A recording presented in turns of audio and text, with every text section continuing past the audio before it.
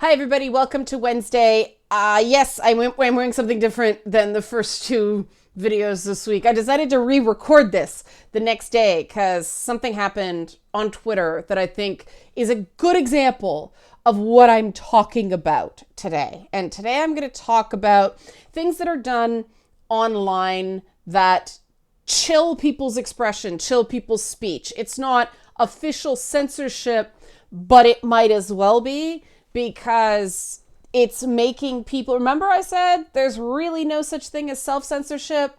There's just people shutting up because somebody else is making them feel threatened in some way. Well, I'm going to show you how that works. If you like this sort of content, help support this channel, become a monthly patron, patreon.com/LeannaK. Now, of course, as in so many topical videos like this one that may trigger some people, I'm going to make it very clear what I'm not talking about. I am not talking about somebody having a legitimate and authentic emotional response to something and responding to the content of a tweet that upsets them. I'm not talking about that. That's fair. The marker of that is that somebody is actually responding to the content of the tweet and not jumping through hoops and laying out this weird, what is it, up to 240 character conspiracy theory about how somebody isn't just wrong, but there's some sort of terrible person, completely stupid, whatever. It goes beyond disagreeing with someone or reacting badly to something they say and an attempt to humiliate or attempt to smear them, an attempt to not just say you're wrong on this. It's your motivations are terrible. Now, it's funny how many people quote extraordinary claims, claims made without evidence can be dismissed without evidence. People cite that all the time, and then extraordinary claims require extraordinary evidence.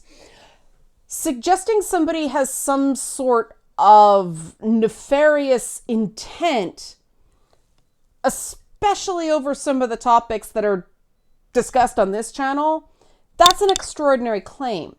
You need extraordinary evidence. Now, that does not mean sometimes it doesn't exist, right? That doesn't mean that people don't have a valid case. But sometimes it's not the appropriate time to have that valid case. It has nothing to do with a person just expressing their opinion on something. People have that right. I truly believe that in order for me to have freedom of expression online, I need to support, and anywhere, I need to support the right for other people to have freedom of expression online, including people I disagree with. And this is why I thought this was a good example. Because Kirstie Alley is an actress. Some of you younger folk may remember her from a show called Veronica's Closet. Probably not. I barely watched that show. But before that, she was Ted Danson's character's second major love interest on Cheers, which is a classic sitcom where everybody knows your name. What John Ratzenberger was known for before Pixar movies. And she is known as a bit of a, well, we'll say eccentric.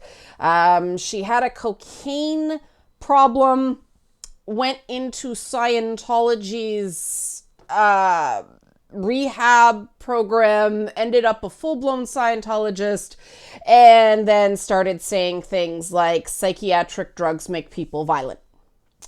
So obviously her opinions on current affairs are not necessarily relevant. There's probably some sort of mental health condition going on there. It's best to be kind in situations like that. But that's not what happened over the weekend. Kirstie Alley is a Trump supporter, and she made her support of Donald Trump known. And, well, I'll show you what happened. Now, this is a thing of a response to a tweet and then the tweet, so bear with me. But so Kirstie Alley down here says, I'm voting for @real Donald Trump because he's not a politician. I voted for him 4 years ago for this reason, and I shall vote for him again for this reason. He gets things done quickly, and he will turn the economy around. There, and like, that's the end of this tweet.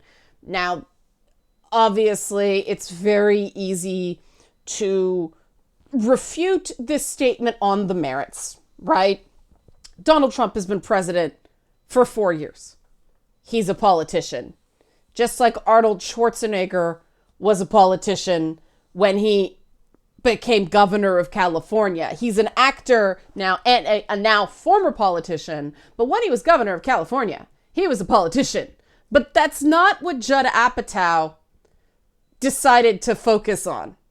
Judd Apatow decides to retweet this to his, not just respond to Kirstie Alley, take a dig at her, but show it for all of his followers to see in a quoted tweet. Shelley Long was way funnier than you. Shelley Long played Ted Danson's first love interest on Cheers, Diane. It has absolutely nothing to do with Kirstie Alley's opinion on Trump, but this thing got so big that I discovered this tweet because Scott Baio was trending, and I'm like, why is Scott Baio trending now? And so I click on the Scott Baio trend, and this is why I don't tend to read Twitter trends, because, you know, it's a rabbit hole, right? I go there and I find out the Scott Baio thing is everybody's mentioning Kirstie Alley, and I'm like, why Kirstie Alley? And then I see that freaking tweet, and I'm just like, this is like Hollywood eating its own, right? It's people who think they're higher up on the pecking order, beating up on people who are lower down on the pecking order, but also don't share their politics. And it made me wonder whether one, you know, solid dunk on somebody was worth it. And this is what I ended up respond. You see, it's as I'm making this video, she's still freaking trending. Over what? Like, wow. But I said why I get iffy when Hollywood drives the political discourse. Whether Kirstie Alley was funny is irrelevant, and immature bullies like Judd Apatow are still in charge. Kirstie Alley has been troubled for ages, and you guys know I hate Trump. This just isn't the way to beat him. So, politics aside, because this isn't about politics, the problem is Judd Apatow's swing at Kirstie Alley had nothing to do with disagreeing with her political views, and he was attacking her on another basis. You know, and Judd Apatow's a guy who has his own kind of checkered past about things. You know, this is the guy who made Knocked Up. Just saying. He's had his own accusations of sexism from the movie Knocked Up, because Katherine Heigl said, oh, the movie's a little sexist. But that's neither here nor there, other than he's kind of lacking in self-awareness. But what he did was just mean, right? And celebrities complain about Twitter all the time, and then they go and do things like that, right? And that's when I start going, you lose the right to complain when you participate in it. And I'm not going to say I've never called somebody out. I just try to stay on topic. Like, I was given some local members of parliament grief a while back because they accused a colleague of mine of being an incel because he did a podcast called Mansplaining. It's just an ironic title because it's a bunch of guys talking. It's a show about men. And the whole idea is for the topic to be ironic so you can kind of invert the stereotype, right? But without listening to the podcast once, a member of government, the equivalent of a congressperson down in, for you Americans, accused this guy, who's a lovely, lovely guy, of making incel culture. And I'm like, this is completely inappropriate for an elected official to say things like that about a guy who's just doing a blinking podcast. That's how bad it is right now. That we have to stop accepting this behavior from leaders and from, you know, people who make a lot of money making movies like The 40-Year-Old Virgin. I mean, for fuck's sake. If I made that much money making screwball comedies, I'd be the happiest person on the goddamn planet. I wouldn't feel the need to talk about this stuff at all. Because, like, I'm just gonna make stupid stuff. That is my dream. If I could just make stupid stuff that could make people laugh. If my professional life was just a series of shit posts, awesome, right? I'd feel no need to do this stuff. But clearly, some people require more to be happy. But you can't complain about toxic online environments when you're contributing to them. And this is where we go, I'm going to go through all her tweets and see if she ever did it once. And it's like, that's not the point, right? The point is to be better tomorrow than you were yesterday. And the problem is a lot of people just get so beaten down until they explode. And then they don't mean to add to the hostility online. They just can't take it anymore. And that starts with the frustration, with the anxiety of feeling like you can't just have a conversation online because everybody's watching you. And as an aside, that actually is what gaze theory started off as. It's how the awareness that you are being watched affects your behavior, which is actually interesting, and it's too bad it got kind of detoured with certain things. But it is real. People behave differently when they feel like they're being judged than when they're just sort of hanging out with their friends. And social media is in that weird gray area between the two extremes. It's like having a loud conversation in a restaurant, only there's like a few million people in the restaurant, right? But, and I think that people sometimes dismiss the anxiety that's created by the internet because you're at no physical risk online. It's all reputational. But there are enough stories of people who have lost their jobs due to canceling, right? That people are rightly concerned about whether, culture one day is just going to shift under their feet, and then they're retroactively guilty of things that were okay a couple years ago when they did it. And I understand with some of the stuff that happened in the wake of, Me Too and some of these other things, Kevin Hart at the Oscars, I totally understand why there's that concern out there. It's a valid concern. And that's why I want to talk about this, because I really think that these things can be mitigated. We can have, knock down, drag out fights online, as long as they're on topic, right? And the only way to do that is for everybody to agree to certain rules of engagement. And I believe that this can be done. And the nice thing is, you're like, well, you can't force everybody. No, I do not understand the authoritarian tendencies that come out of people when the internet starts getting discussed. The idea that any suggestion about how each individual should conduct themselves, so at least they can say for themselves they behaved appropriately, is, well, that's forcing people, that's compelling people, you can't force everybody. Like, no, you make it a little bit better in increments. And the nice thing about having, first of all, if you have a tendency to play nice and one time you don't, as far as I'm concerned, that you get a pass on that one, because normally you play fair, right?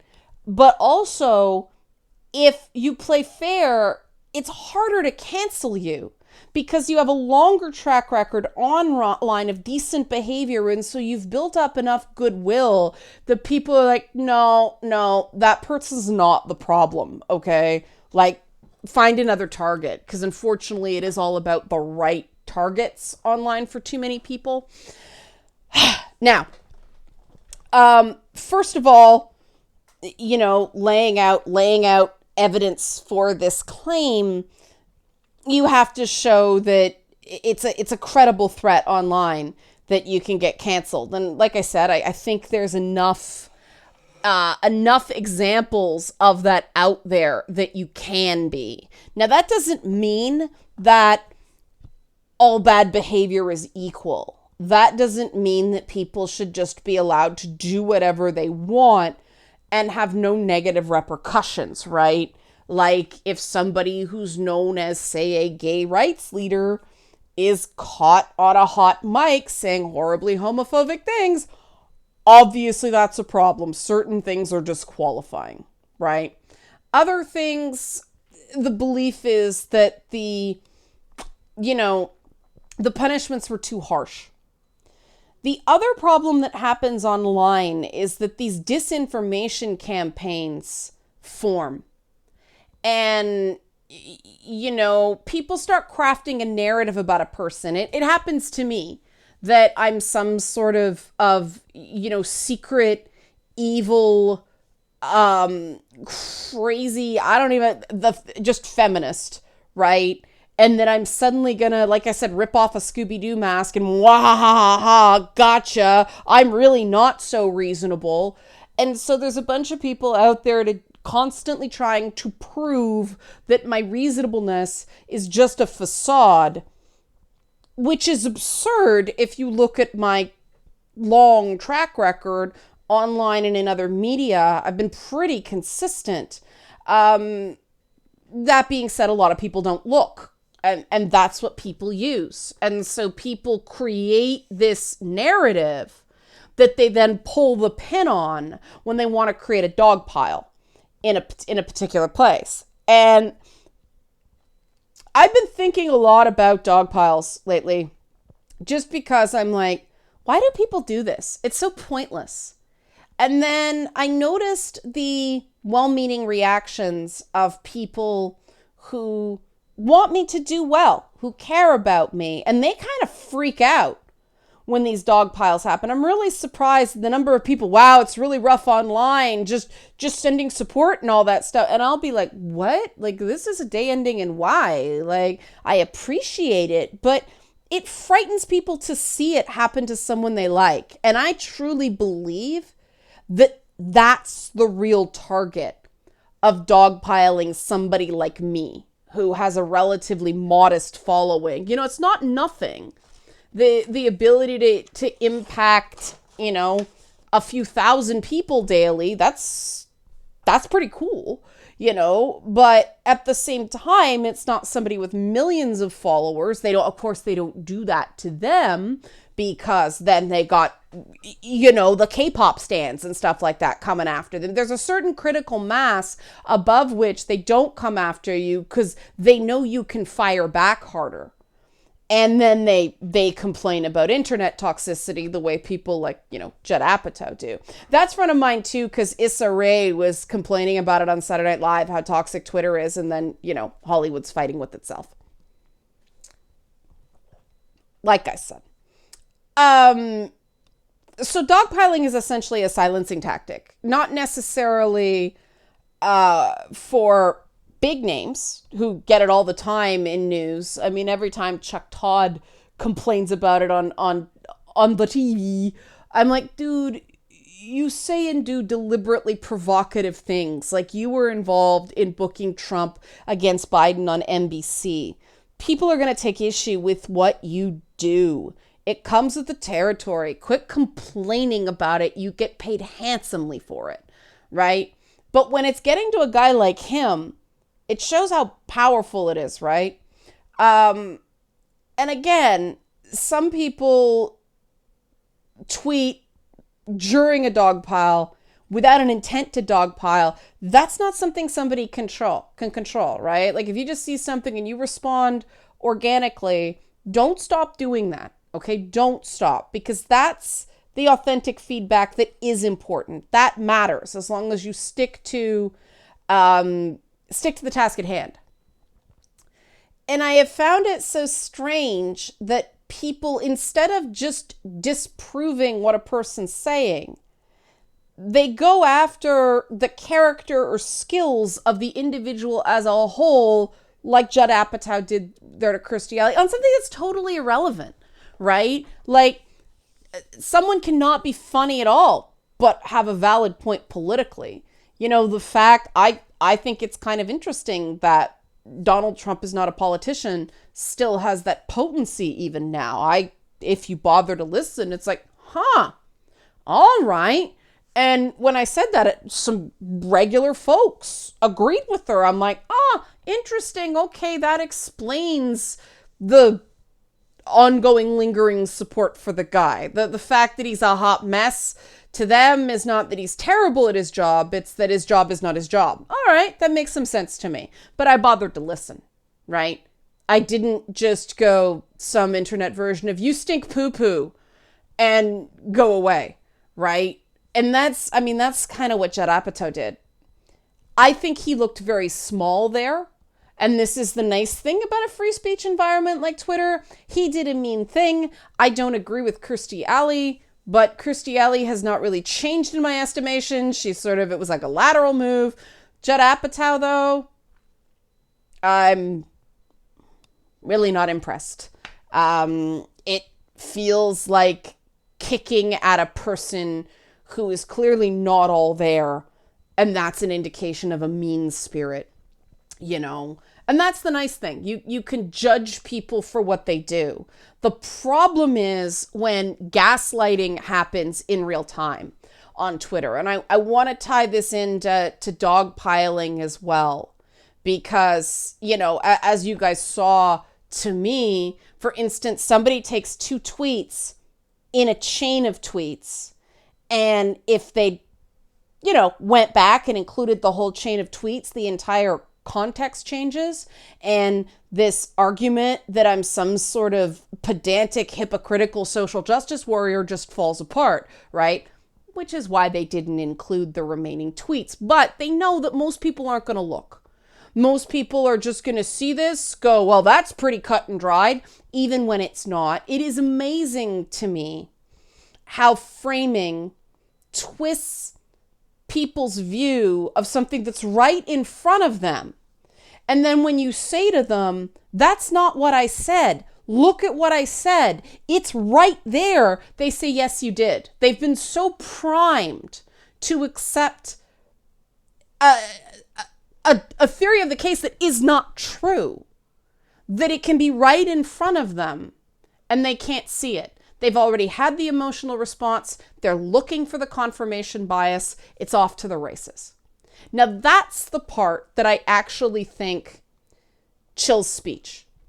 This combination of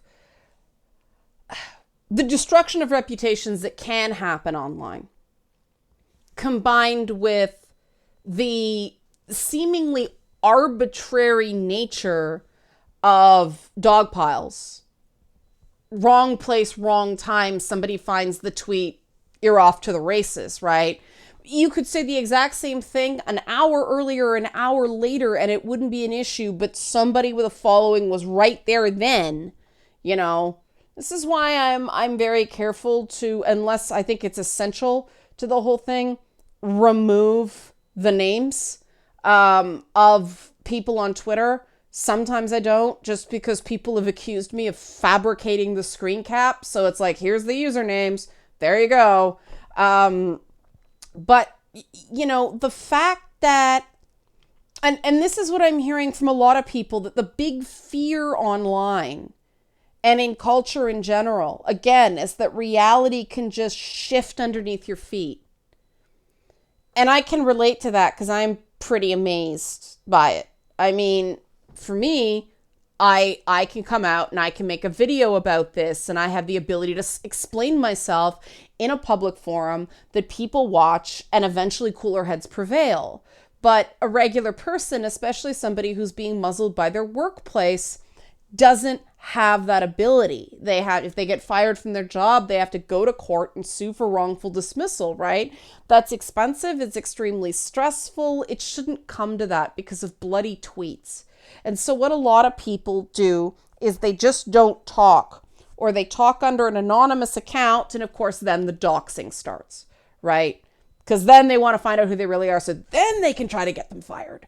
And I used to think this was more of a left-wing Twitter thing, but I've seen too many cases of it with like right-wing Twitter too, so both extremes do it. And that does not mean that all left-wingers and all right-wingers dox. It means some on the extremes do. The fact that we can no longer use heuristics online, like just shorthands, the fact that if you don't say not all, it isn't assumed, of course you're not talking about all liberals or all conservatives. It's too big a group, right? People are so tightly wound that the assumptions, the positive assumptions, the benefit of the doubt that used to be a regular part of speech no longer exist. And this is why I need a half hour to cover a topic where back pre-2000 I could have done in 7 minutes, because I have to put all these qualifiers. So what do we do about this, right? We've established that this is a thing, that everybody is kind of on edge. It's going to be an issue between probably now and whenever new guy is sworn in, at least. Then there's going to be sort of the dying embers of the conflict, as there always is. But what do we do about this stuff? Well, like I said, the only way we can do it is as individuals. There's no way around this being something that a bunch of individuals actively agree to do. We can't have like social compact theory or anything like that of, just by being a citizen, you tacitly agree to this stuff. No, it's got to be a conscious act that we're not going to participate in this, and we're going to use our self-control and our critical thinking and stay on topic, because trust me, even when you stay on topic, Twitter is a target-rich environment. Judd Apatow could have shredded Kirstie Alley on that statement. It was absurd, right?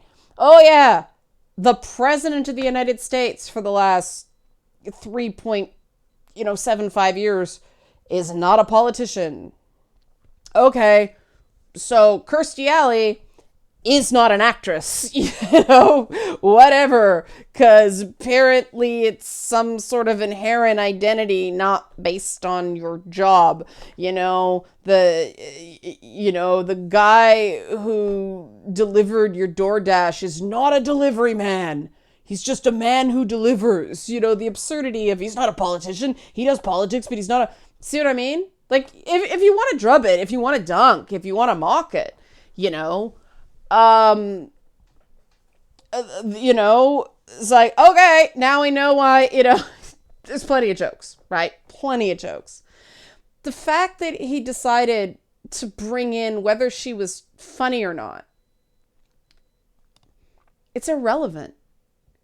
And it's one of those things of, even though on an emotional level, I kind of share the sentiment of, oh yeah, Kirstie Alley's still around. Great. I can't support the way he did it. And I think you guys share my frustration in terms of, we'd like to be able to just support things and not have to withdraw our support for a given group, or have to hold our nose and support a given group because we don't like the tactics, but at least it's somebody speaking up for a particular thing. It doesn't have to be this way, right? We can agree to play fair. And so what I'm interested from you guys in Feedback Friday is, what other kind of imperatives would you like to see on the internet? What rules, for lack of a better term, unofficial rules, like codes of conduct sort of thing, do you think could apply universally to everyone for a better online experience without censorship? I'm really interested in what you have to say. So if you like this sort of content, help support this channel, become a monthly patron, patreon.com/LeannaK. Just $1 a month if you watch one video a month. Thanks for watching.